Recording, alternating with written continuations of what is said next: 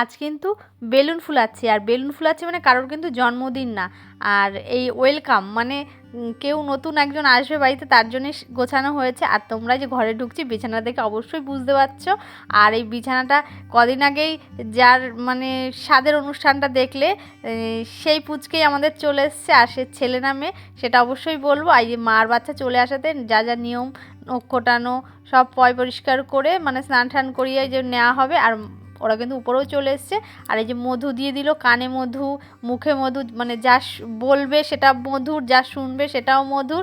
আর ধান দুব্বা দিয়ে আশীর্বাদ করে ওই যে দিদার ইয়ে করে নিল। আর এইটা কিন্তু কোনো নিয়মে নেই, যাই হোক একটা মানে আনন্দের জন্য করা হয়েছে।